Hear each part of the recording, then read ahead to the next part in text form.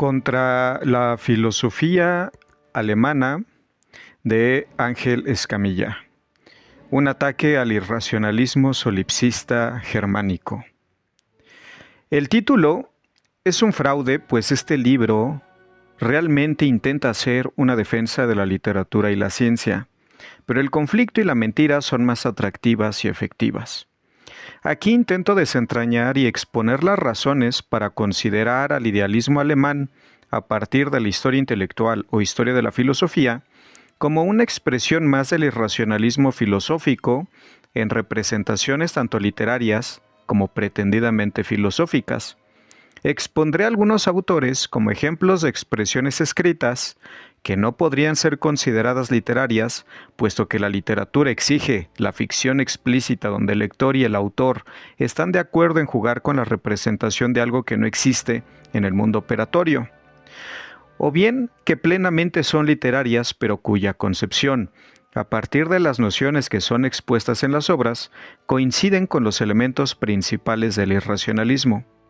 Por otro lado, también se intenta destacar un corpus que se enfrenta al racionalismo y al materialismo, también denominado, quizá equivocadamente, ilustración, para confirmar algunas de las nociones que Heinrich Heine expresa en la escuela romántica, Die Romantische Schule, donde, a pesar del exceso en el uso de metáforas, como en la idea de que la cultura alemana resulta partir de la fusión del mundo clásico católico y el pagano germánico, sin definir puntualmente tanto lo alemán como lo demás. Sin embargo, acierta en sus consideraciones sobre la vida cultural alemana, con un espectro donde encontramos, en uno de sus extremos, un sector conservador etnonacionalista y por el otro, a un bando republicano europeísta que también coincide con las consideraciones de Norbert Elias en Sobre los alemanes, über die Deutschen. De manera que este texto es una selección de autores y obras que obviamente destacan, si no por su calidad filosófica, sí por su ejercicio de lenguaje y que confirman las consideraciones en tanto que botones de muestra de Heine y Elias. Por lo que dichos textos, en concreto los de la primera parte, se distinguen por su rechazo, ya sea abierto o inclusive hipócritamente velado, por el racionalismo y el materialismo, entendidos como la aceptación de la existencia de un mundo material fuera del observador, que es susceptible de ser conocido, entendido, modificado y aprovechado. Consideraciones que tienen defensores y representantes desde el mundo clásico, pero que, aparentemente, los representantes más oscurantistas del irracionalismo, aquí veremos algunos en lengua alemana, han obviado o ignorado. Muestra de ello es A. W. Schlegel y su afirmación. Un texto clásico no debe ser completamente comprendido, pero los educados y los que se educan necesitan siempre querer aprender más de él. Termino cita. De manera que la exigencia no es racional, sino prácticamente de una revelación donde la claridad argumental es subsumida a la interpretación del lector. En ese tono Kant escribió, con oscura y soberbia ironía. Cito, y me di cuenta que todo mi trabajo hubiera prolongado en un simple y seco trabajo escolástico, lo cual encontré inaconsejable que a través de ejemplos y explicaciones que solo son útiles desde el punto de vista popular y que alargarían aún más la obra. Pero este trabajo de ninguna manera está elaborado para el uso popular, pues los verdaderos conocedores de la ciencia no encontrarían necesarias dichas facilidades. No obstante, resultan agradables, puesto que aquí resultarían contraproducentes. Termino cita. No solo evita los ejemplos, sino inclusive, al igual que Schlegel, considera que la oscuridad no solo resulta útil, sino indispensable. Vuelvo a citar. Uno podría decir con justa razón, algún libro podría haber sido mucho más comprensible si no solo hubiera tenido que ser comprensible, porque los auxilios de la claridad ayudan en partes, pero a menudo distraen del todo, por lo que al lector no le permiten con suficiente rapidez alcanzar un panorama total y a través de todos sus colores brillantes hacen reconocible y oscurecen el tinglado del sistema, el cual resulta más importante para juzgar la unidad y la eficiencia. Termino cita. Lo anterior se escucha interesante si fuese simplemente un intento de elaborar poesía, pero esta voluntad de oscurecer abiertamente los textos resulta sospechosa en quien afirma que, cito, el mundo es una suma de apariencias, termino cita, pues en la medida, según el autor, que nuestros sentidos son imperfectos, entonces, lo cito nuevamente, de mis investigaciones resulta que los objetos con los cuales la experiencia se relaciona no son ninguna cosa en sí, sino solamente apariencias, termino cita. Esta negación de la realidad, independiente del observador, se complementa con un oscurantismo deísta, por lo que advierte, cito, entonces sería una contradicción decir que Dios es un creador de apariencias, termino cita. Estas citas que les menciono son de una edición alemana que se llama Die drei Kritiken, ¿no? Las tres críticas de Kant, la crítica de la razón pura, la crítica de la razón práctica, etcétera, ¿no? Entonces son traducciones medio malhechonas, ¿no? Como pueden escuchar, hechas por mí. Bueno, ya terminé la cita, continúo. Por lo que para curarse en salud y no parecer una amenaza para el entorno prusiano autoritario que sus textos intentan defender, y además apuntalar, declara, cito, la inmortalidad del alma y la existencia de Dios como un postulado de la razón práctica pura, termino cita. ¿No es acaso Kant un reaccionario oscurantista? ¿Por qué su idealismo de antiguo régimen es tan cacareado y rumiado en las facultades? ¿No podría considerarse más que un resabio ideológico de un pasado supersticioso? Por otra parte, es uno de los cultivadores de un subjetivismo fundamentalista que en nuestra época se expresa como un solipsismo irracionalista. En el arte menciona, en el ámbito del arte, cito, el juicio del gusto no es ningún juicio del entendimiento, por ello no es lógico sino estético, por lo que se entiende que su fundamento no puede ser más que subjetivo, termino cita. Desterrando así la racionalidad en la interpretación artística, porque según Kant, cito, no se puede dar ninguna regla del gusto, definida por el entendimiento, termino cita. De manera que si el arte no puede ser racionalizado, entonces sería el campo de juego exclusivo del irracionalismo. Kant no solo amputa a la racionalidad la posibilidad de comprensión, no solo de los textos, sino también la evaluación del mundo a través de los sentidos. Además, le despoja de la posibilidad de explicar la belleza en términos racionales, por lo que, lo cito otra vez, el arquetipo del gusto solo es una idea que cada uno por sí mismo debe extraer, termino cita, de lo que podemos colegir, como reza la frase popular, que la belleza está en el observador. No obstante, ¿por qué los cánones de belleza llevan tanto tiempo siendo los mismos? ¿Por qué la arquitectura y escultura clásica siguen robando el aliento mientras el arte torpemente denominado contemporáneo fácilmente puede confundirse con basura? De manera que Kant extrae de sí nociones muy extrañas de belleza o lo sublime. Aquí lo cito otra vez a Kant. Incluso la guerra, cuando se realiza con orden y santificación de los derechos civiles, tiene algo de sublime en sí, y forma al mismo tiempo la mentalidad del pueblo que la realiza. Más sublime, cuantos más peligros pueden señalar. Por el contrario, una paz larga hacen prevalecer al simple espíritu de comercio, al vil provecho propio, la cobardía y la fe, algo, no sé si esta palabra pudiera ser complicada, pero ya saben, que degradan la mentalidad de la gente. Pero pues no obstante, bueno, ya terminando la cita, pero no obstante su afirmación y defensa de la superstición teísta y por otra parte de la exaltación del infierno que significa la guerra, por lo menos en el texto citado, Kant escribe, lo cito otra vez, la ilustración significa la liberación de la superstición, termino cita, de manera que, si lo comparamos con pensadores previos como Demócrito, Epicuro, Séneca o Spinoza, o bien con autores más cercanos a él como el ateo y comunitarista Jean Méliès, ¿qué tan ilustrado podemos considerar a esta vaca sagrada del idealismo supersticioso que reina tanto en facultades como editoriales? No es sino un irracionalista reaccionario, guardián de un solipsismo supersticioso, pero que vende mucha mercancía editorial. Sobre estas bases es que el irracionalismo en lengua alemana continuará su desarrollo y pavimentará.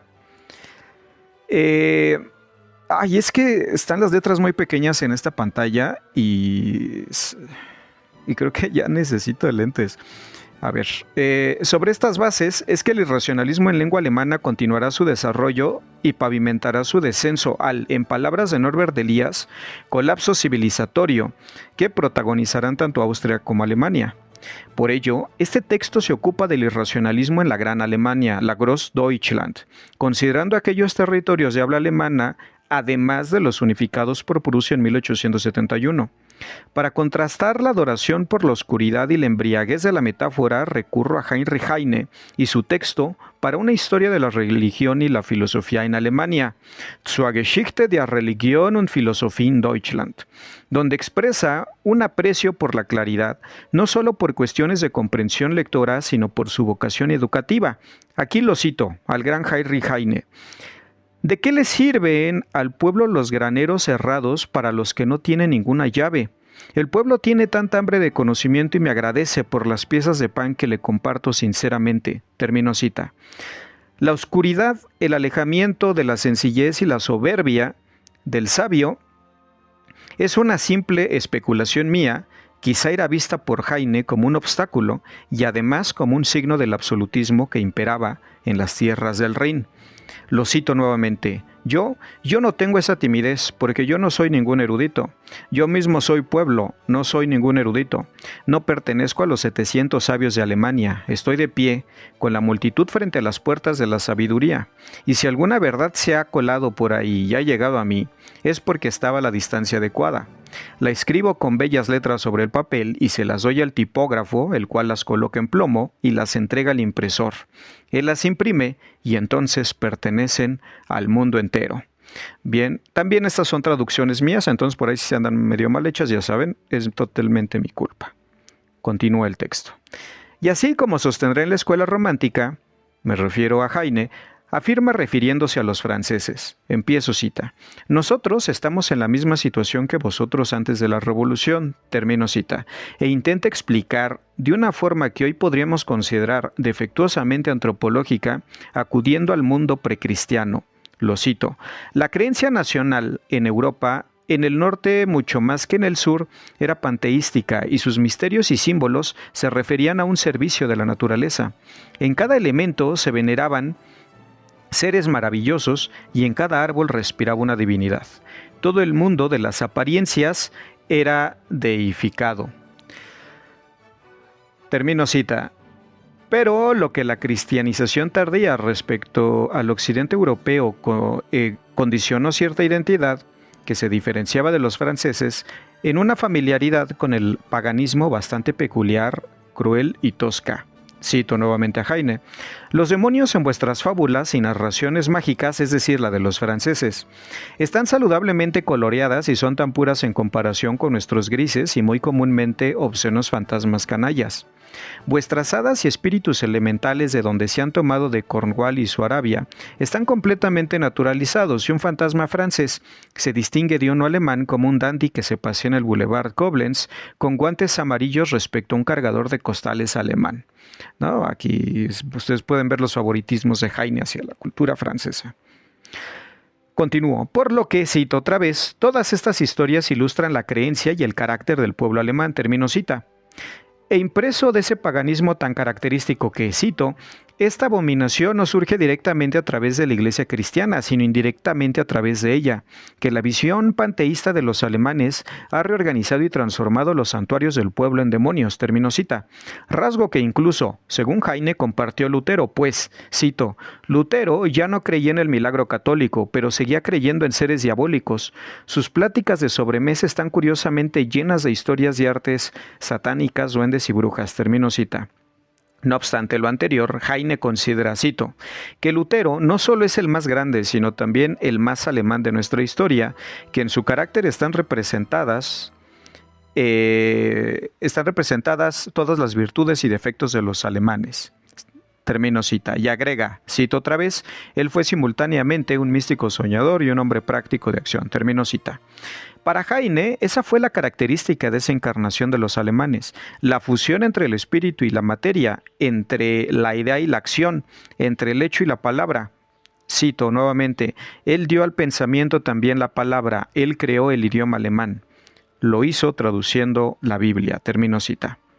Por otro lado, Heine valora a Kant como el segundo alemán más importante después de Lutero y considera, cito, «cómo debieron asustarse cuando alguien les puso enfrente la crítica de la razón pura. Ese libro es la espada con la que el deísmo fue ejecutado en Alemania».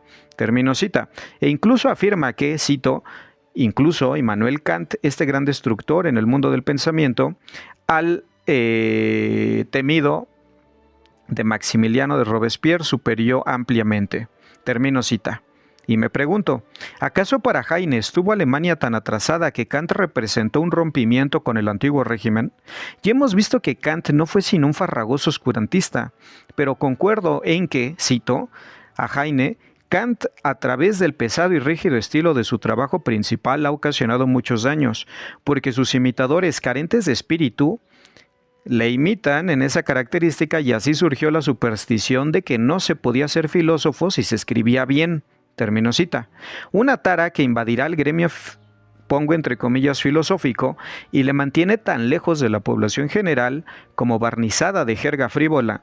Sin embargo, es cierto, como afirma Heine, que el mérito de Kant fue el intentar conciliar la simple razón con la pura práctica. Era tan novedoso el intentar equilibrar el indispensable equilibrio, valga la redundancia, tengo que corregir eso, entre abstracción y experimentación. No. Para ello recurro al filósofo y médico ibérico Francisco Sánchez, alias el escéptico, y su tan interesante como desconocido texto Que nada se sabe, publicado en 1580, donde expresa su desesperación ante la excesiva y finalmente inútil abstracción pura. Cito aquí al escéptico. Sentí una profunda desesperación, mas persistí, no obstante, en mi ardentísima y angustiosa empresa intelectual. Volví a acercarme a los maestros y de nuevo les pregunté con ansia por la verdad codiciada. ¿Y qué me contestaron?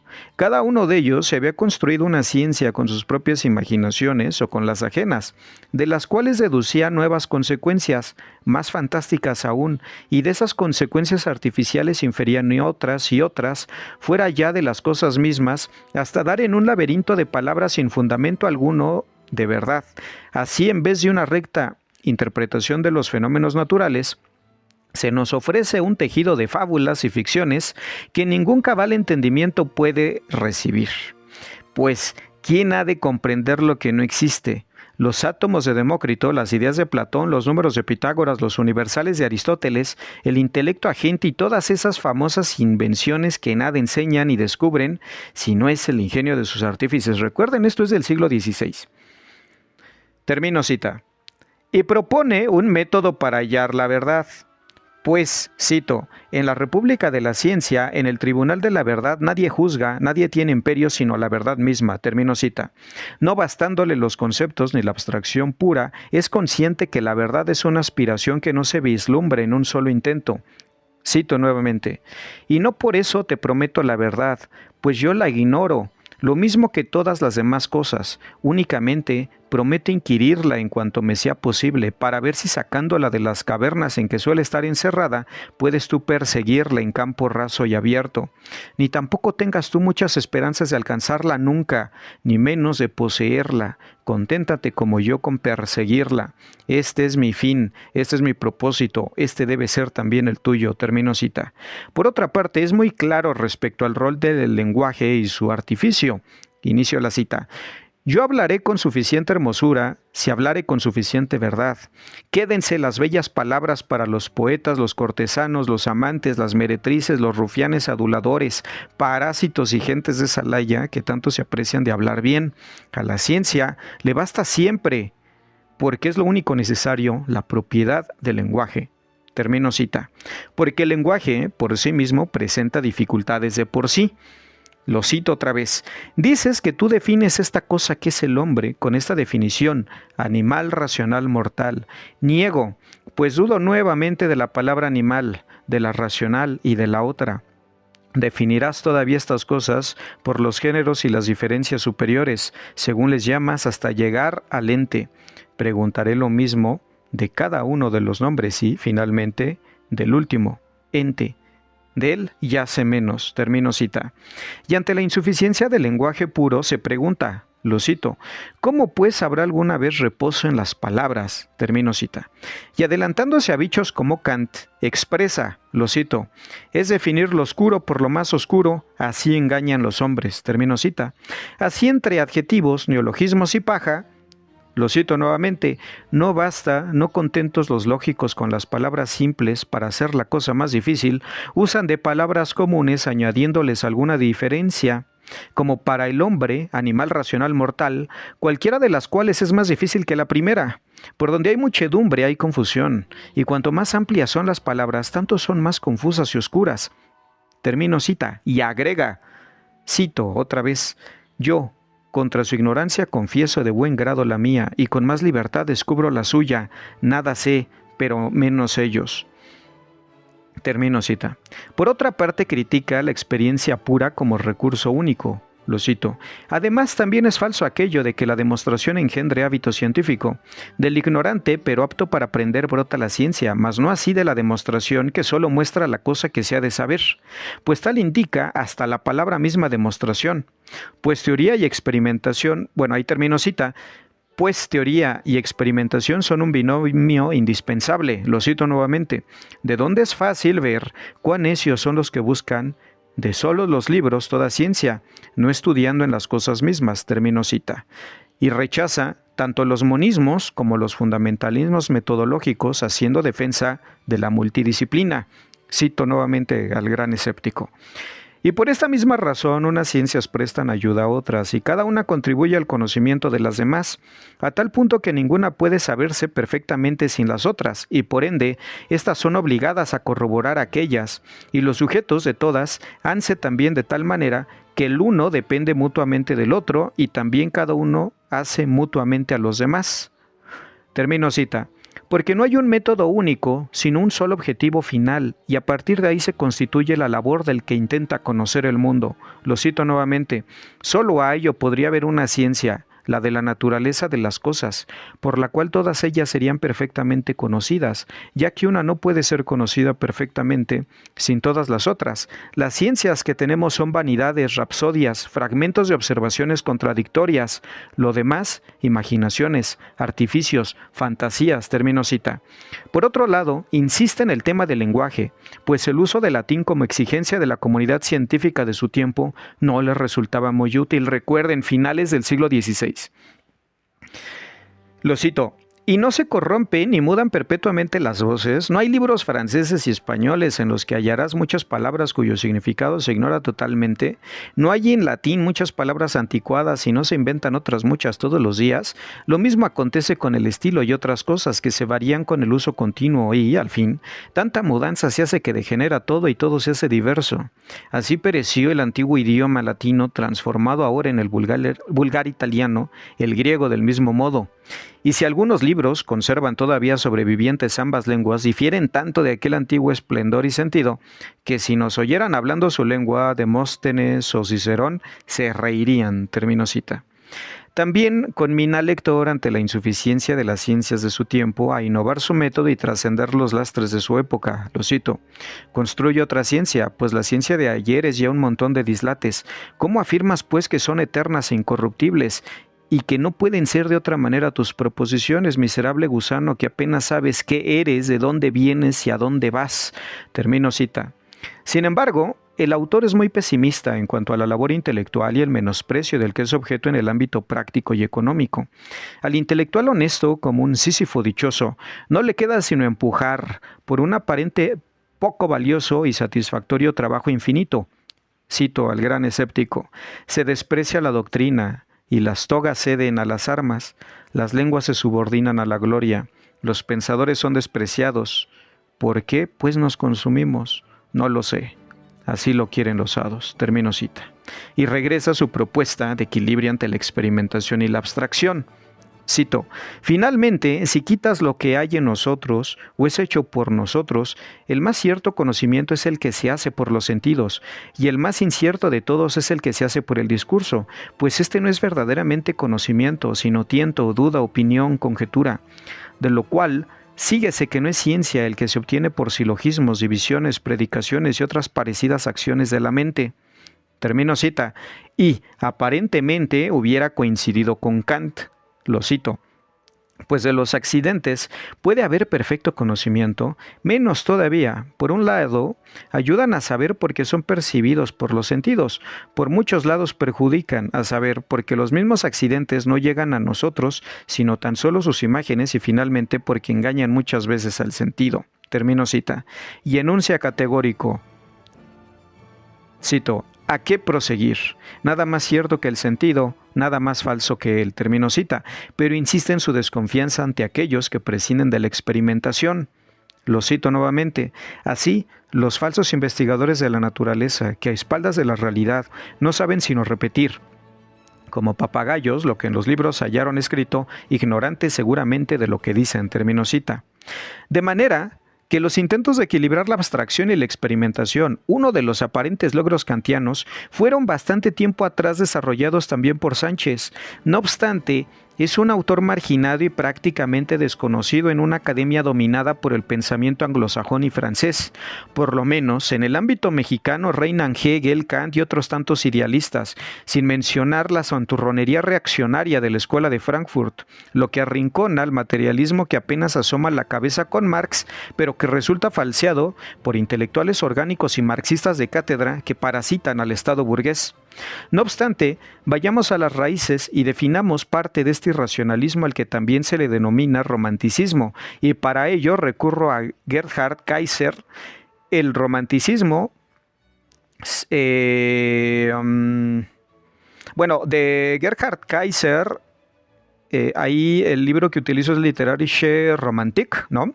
La literatura romántica.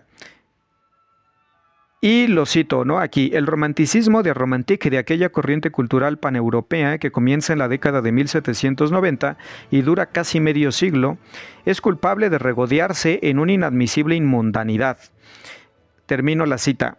Igual son traducciones mías. Dicha inmundanidad se refiere al ensimismamiento por parte de los románticos que, en sus versiones más radicales del arte por el arte, pretenden vivir fuera del mundo económico, político y social, en un solipsismo autocomplaciente que Heine señaló en la escuela romántica. No obstante, en todos los románticos, no todos los románticos comparten esa fuga del mundo, pero como en los casos de Schlegel, Kant o Nietzsche, resultan los más atractivos, redituables comercialmente y hegemónicos en el ámbito pseudoacadémico. Kaiser continúa con su caracterización, lo cito, y la conversación sobre el romanticismo parece una constante acompañante de aquella incomprendida época histórica que en parte a través de los románticos mismos es cofundada. El modernismo, de A moderne. Que aquí hay una situación, chicos, o sea, ahí es necesario diferenciar el modernismo, que es más como el modernismo gringo, ¿no? Pesimismo, desconfianza de la ciencia, de la modernidad, entre comillas, que es como la variante gringa, ¿no? O del norte europeo, que es un poco equiparable al romanticismo. Bueno, y ese amplio espectro y periodo que parió, cito, esta doble cara de ímpetu de renovación y ánimos regresivos, revolución y reacción, reclamos de transformación del mundo y fuga de él, destacan el perfil del romántico y da también al romanticismo literario su irritante e igualmente fascinante cuño, termino cita. Para poner fechas y lugares, siguiendo a Kaiser, considera como románticos tempranos aquellos comprendidos entre 1790 hasta 1801, con su centro de actividades en Jena y Berlín. Posteriormente encontramos a los románticos de en medio, avecindados en Heidelberg entre 1805 y 1808, y también en Berlín entre 1809 y el 22. También considera a los románticos de cuño católico con actividad entre el 20 y el 39 en Viena y Berlín. Pero ¿de dónde viene el término romántico? Etimológicamente hablando, aquí lo cito, etimológicamente hablando, romántico y román tienen el mismo origen en la raíz romance del francés antiguo. Con romance se designaba a las hablas populares en oposición al habla culta latina. En el habla cotidiana se ha introducido el uso romántico para designar una actitud, una acción que se encuentra en oposición a la racionalidad y el realismo de la vida, pone entre comillas, normal. Termino cita. Kaiser destaca que autores como Wackenroda exaltan la vida religiosa y monástica En Erzensgissungen eines Kunstlebenden Klosterbrüders. No, eso según mi traducción, Desbordamientos del corazón de un monje amante del arte, publicado en 1797, el cual se constituye para él como uno de los documentos fundamentales de los románticos en habla alemana, porque dicho texto, lo cito, va contra el ilustrado y contemporáneo tratamiento del arte que ha sido transmitido desde una poética y estética clasicista, termino cita. Así encontramos una exaltación del arte tan estimulante como cercana a lo supersticioso y cursi. Aquí cito el texto ese, ¿no? De los desbordamientos del corazón. Cada bella obra necesita el artista encontrarla dentro de sí, pero no esforzarse en su búsqueda. El arte necesita ser un amante superior porque tiene un origen celestial. Debe serle tan caro como la religión. El arte debe ser un amor religioso, una amada religión, si puedo expresarme así. A él debe seguirlo entonces el amor terrenal, termino cita. E incluso ya se asoma la fijación por el lenguaje que caracterizará al irracionalismo alemán y supurará en Herder, la escuela de Frankfurt y vendedores de mercancía editorial como Foucault y Derrida. Cito: el lenguaje de palabras es un gran regalo del cielo y fue una eterna bondad del Creador que la lengua del primer humano soltó y con ello pudo nombrar todas las cosas que el más alto ha puesto a su alrededor en el mundo y todas las imágenes espirituales que tienen su alma y espíritu de la multiplicidad de juegos que con este reino de nombres puede ejercitar. A través de palabras dominamos el orbe, a través de palabras nos hacemos con ligero esfuerzo de todos los tesoros de la tierra, solo lo invisible que flota sobre nosotros no nos trae palabras a la mente. Termino cita. Observamos al lenguaje, según lo anterior, como reino de lo divino y con un origen que nos rebasa. Se queda en lo inaccesible a la razón, la superstición kantiana late con fuerza. Entonces, según esa visión oscurantista, no queda más que el misterio. No obstante, las consideraciones mencionadas son tomadas desde un texto literario cuya ficción artificio no nos permitirían ponderar de manera justa sus consideraciones sobre el lenguaje. Seamos generosos y evaluemos un texto dedicado al estudio del origen del lenguaje por parte de un muy citado y célebre autor. Para ello recurro al redundante pero disfrutable trabajo sobre el origen del lenguaje de Herder. Y bueno, hasta aquí voy a dejar esta lectura del texto. Y este es un fragmento, les comentaba yo, de mi texto contra la filosofía alemana, que bueno, si ustedes quieren adquirir un ejemplar digital pueden mandarme un mensaje por Facebook. O si no, esperar unos meses y lo voy a publicar de manera gratuita y pública en mi página de academia. Pero bueno, el adquirirlo es una forma de apoyar ese trabajo. No, también si le dan like y comparten, también si se suscriben y ponen sus comentarios, cómo ven el texto. No, este video ya se alargó un poco, pero el texto todavía sigue. Es un texto que yo intenté hacer de manera potente, me llevó prácticamente 8 años realizarlo. Empecé a hacerlo desde 2017, todavía yo no terminaba mi tesis de doctorado y paralelamente estaba haciendo este trabajo porque cuando estaba haciendo la tesis de doctorado, realmente mi tema lo terminé, ¿no? Y rebasó lo que iba encontrando la temática que yo tenía, que era pues, la de la guerrilla urbana en Alemania y en México. Era un trabajo comparativo. Y plenamente el trabajo que hice, o lo que intenté investigar sobre filosofía alemana en Alemania, sí me llevó a descubrir un entorno que abría las puertas para trabajar el irracionalismo, ¿no?